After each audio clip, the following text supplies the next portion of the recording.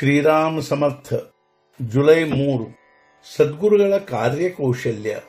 ಸದ್ಗುರುಗಳ ಕಾರ್ಯಕೌಶಲ್ಯವಾವುದು ಕನ್ನಡಿಯ ಮೇಲೆ ಧೂಳು ಬಿದ್ದಿರುತ್ತದೆ. ಸದ್ಗುರುಗಳು ಅದನ್ನು ಸ್ವಚ್ಛಗೊಳಿಸಲು ಹೇಳುತ್ತಾರೆ. ನಾವು ಎಲ್ಲಿ ತಪ್ಪುತ್ತೇವೆ ಎಂಬುದನ್ನೇ ಸದ್ಗುರುಗಳು ನಮಗೆ ಹೇಳುತ್ತಾರೆ. ಸದ್ಗುರುಗಳು ನಮಗೆ ಮಾರ್ಗ ತೋರಿಸುತ್ತಾರೆ.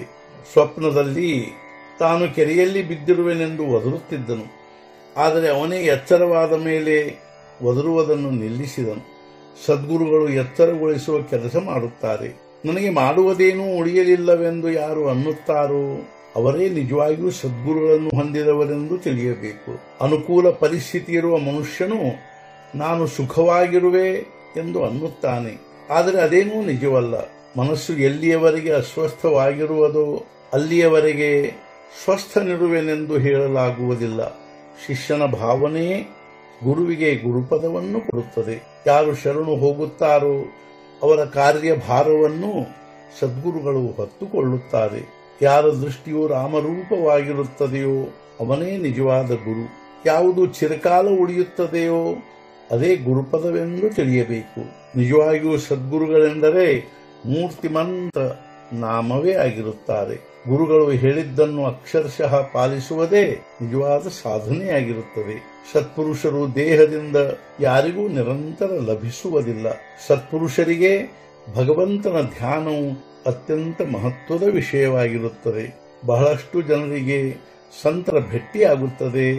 ಆದರೆ ಸತ್ಸಂಗತಿಯ ಮಹತ್ವ ತಿಳಿಯದ್ದರಿಂದ ಅವರಿಂದಾಗಬೇಕಾದ ಲಾಭವು ಆ ಜನರಿಗೆ ಆಗುವುದಿಲ್ಲ. ನಮ್ಮ ಪಾಲಿಗೆ ಬಂದ ಕರ್ತವ್ಯಗಳನ್ನು ನಾವು ಸರಿಯಾಗಿ ಮಾಡಬೇಕು. ವ್ಯಾಪಾರವನ್ನು ಅಲ್ಪ ಪ್ರಮಾಣದಲ್ಲಿ ಮಾಡುತ್ತಾ ಹೋದರೂ ಮುಂದೆ ಅದು ಬೆಳೆಯುತ್ತದೆ. ಅದರಂತೆ ಕರ್ತವ್ಯವನ್ನು ಮಾಡುತ್ತಾ ಹೋದಂತೆ ಫಲಾಪೇಕ್ಷೆಯು ತಾನಾಗಿಯೇ ಕಡಿಮೆಯಾಗುತ್ತಾ ಹೋಗುತ್ತದೆ. ನಮ್ಮ ಕರ್ತವ್ಯ ಏನು ಇರುತ್ತದೆಂಬುದನ್ನು ಸದ್ಗುರುಗಳು ನಮಗೆ ತೋರಿಸಿಕೊಡುತ್ತಾರೆ. ರಥ ಇರುತ್ತದೇನೋ ನಿಜ, ಆದರೆ ಅದಕ್ಕೆ ಸಾರಥಿ ಅಂದರೆ ನಡೆಸುವವನು ಇಲ್ಲದಿದ್ದರೆ ರಥವು ಎಲ್ಲಿಗಾದರೂ ಹೋಗಿಬಿಡುತ್ತದೆ. ಗಾಡಿ ನನ್ನದು ಇರುತ್ತದೆ ಎಂದು ಕೇವಲ ಅನ್ನುವುದರಿಂದ ಯಜಮಾನನಿಗೆ ಅದನ್ನು ನಡೆಸಲು ಬರುವುದಿಲ್ಲ. ಸಾಮಾನ್ಯ ಎತ್ತಿನ ಗಾಡಿಯನ್ನು ಕೂಡ ನಡೆಸಲು ಬರುವುದಿಲ್ಲ. ಮನುಷ್ಯನು ತನ್ನ ದೇಹವನ್ನು ತನ್ನ ಮನಸ್ಸಿನಂತೆ ನಡೆಸುತ್ತಾನೆ ಹಾಗೂ ತೆಗ್ಗಿನಲ್ಲಿ ಬೀಳುತ್ತಾನೆ. ಸದ್ಗುರುಗಳು ಆ ಗಾಡಿ ನಡೆಸುವವನ ಕಾರ್ಯ ಮಾಡುತ್ತಾರೆ ಹಾಗೂ ನಮ್ಮ ದೇಹರೂಪಿ ಗಾಡಿಯನ್ನು ಯೋಗ್ಯ ದಿಶೆಯಲ್ಲಿ ತೆಗೆದುಕೊಂಡು ಹೋಗುತ್ತಾರೆ. ನಾವು ಯಾವಾಗಲೂ ಭಗವಂತನ ಅನುಸಂಧಾನದಲ್ಲಿ ಮಗ್ನರಾಗಿರಬೇಕು ಹಾಗೂ ಗಾಡಿ ನಡೆಸುವವನ ಮೇಲೆ ವಿಶ್ವಾಸವಿಟ್ಟು ಸ್ವಸ್ಥ ಚಿತ್ತರಾಗಿರಬೇಕು. ಆಗ ನಮಗೆ ಯಾವುದೇ ಅಪಾಯ ಸಂಭವಿಸುವುದಿಲ್ಲ. ನಮ್ಮ ಪ್ರಾರಬ್ಧಕ್ಕನುಸಾರ ಎಷ್ಟು ಸಿಗಬೇಕೋ ಅಷ್ಟೇ ಸಿಗುತ್ತದೆಂಬ ವೃತ್ತಿ ನಿರ್ಮಾಣವಾಯಿತೆಂದರೆ ನಮ್ಮ ಅಪೇಕ್ಷೆಯು ಕಡಿಮೆಯಾಗುತ್ತದೆ.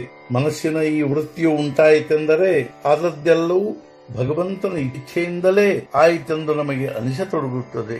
ಈ ರೀತಿ ಅನಿಸತೊಡಗಿತೆಂದರೆ ಸಮಾಧಾನವು ತಾನಾಗಿಯೇ ನಡೆದುಕೊಂಡು ಬರುತ್ತದೆ.